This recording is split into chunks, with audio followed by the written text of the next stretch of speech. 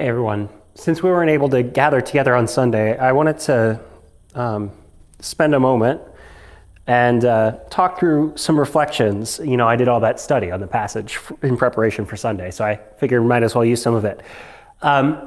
We were going to talk through a little bit of the opening of Matthew's gospel.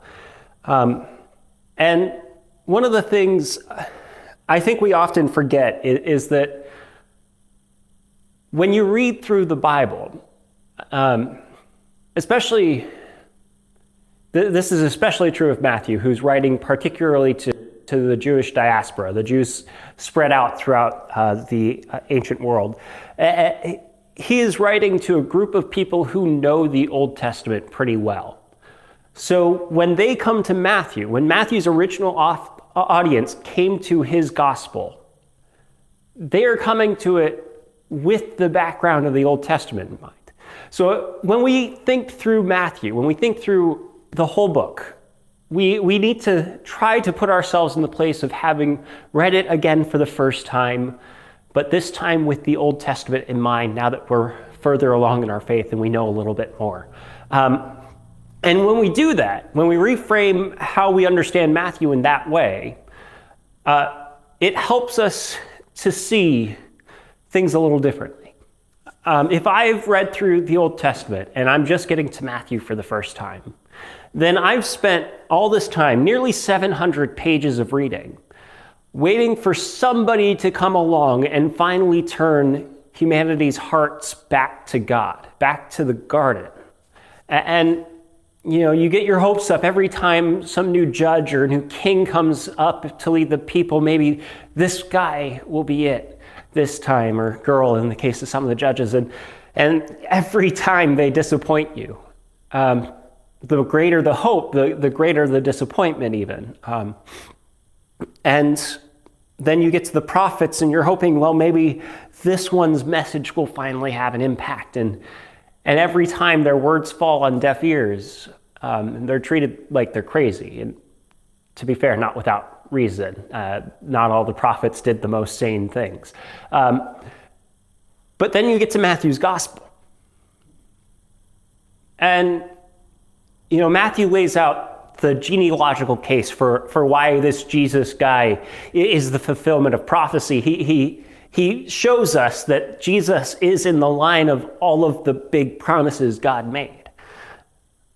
And then the story starts not with Jesus, though. It starts with this guy named Joseph. And we're introduced to Joseph for the first time. And Joseph is a blue-collar worker from just a small backwater village. He's not that significant in the world around. But there's something different about the way Matthew talks about Joseph, to the way we've gotten used to, the way we've begun to expect characters in the Bible to behave. When Matthew talks about Joseph, he relays these narratives of when God sent a messenger to tell Joseph something, to warn Joseph about something. And Joseph believes the messenger and goes out immediately to do what he has been told to do. It's the sort of faith and obedience that we have begun to believe doesn't exist by the time we get to Matthew. And yet here's this figure who's consistently faithful and consistently obedient. And it changes things a little. You know, Joseph's not a king. He's not David. He doesn't have all the power of the throne behind him. And unlike, David was a shepherd boy when he started out, but he became king. And Joseph never becomes anything but a carpenter. And in fact, after the narratives of Jesus' childhood, we never hear from Joseph again. The next stories about Jesus after his childhood, in fact, we read about Mary being there, and Luke even drops some helpful hints during Jesus' first miracle that Jesus is now the head of household, Joseph only gets this small spotlight, and we have none of his own words recorded.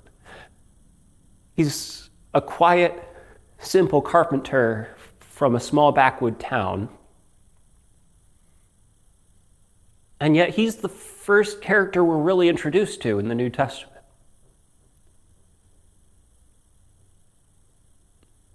Because of his faith and obedience. I am the pastor of a small church of maybe 20 people in a community of maybe 7,000 people. A small church in a small town in Kansas, a state that has about a third of the population of New York City. Not New York State, New York City. And I think in our context here, it can be really, really easy to think, well, we're just in the middle of nowhere. We're on the margins. There's not really a whole lot we can do to make an impact on our world. Our role is small, and it'll never be anything but small.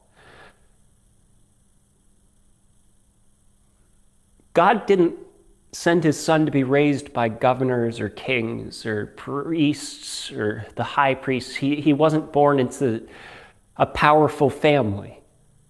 He wasn't born in Jerusalem. He wasn't born in Rome. He was born in Nazareth.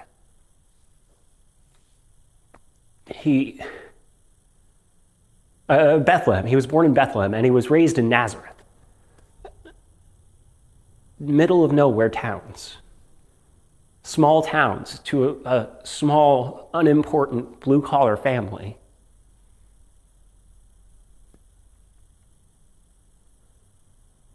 And his earthly father, the first person we're introduced to in the New Testament, is the first glimmer of hope that we've had for 700 pages. The first person we're introduced to who is consistently faithful, consistently obedient.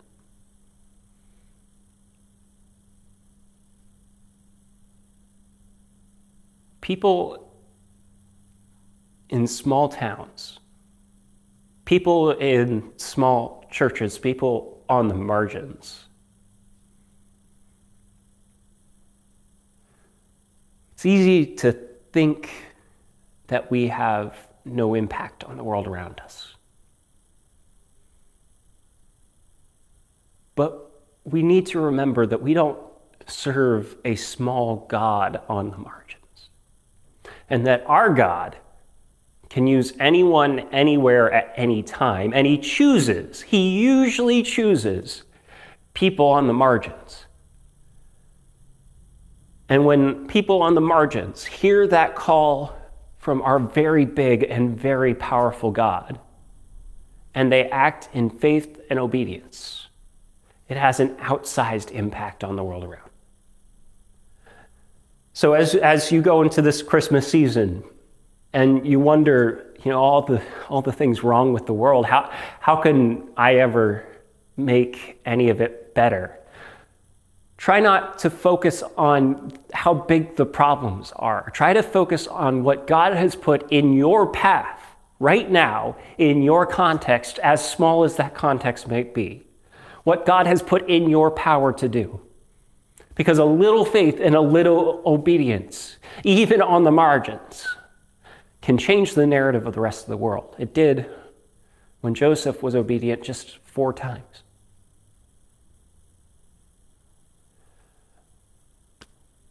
I want to thank you guys for sticking with me through those reflections. I'll invite you again back this Sunday. Regular service time is at 11. We will be doing some wonderful singing. We're going to have our Christmas service this next Sunday at our regular service time. So be prepared to sing a lot of great hymns, a lot of great seasonal hymns, and to listen to some good readings and to spend some time in prayer and reflection together. God bless everyone. Have a good day.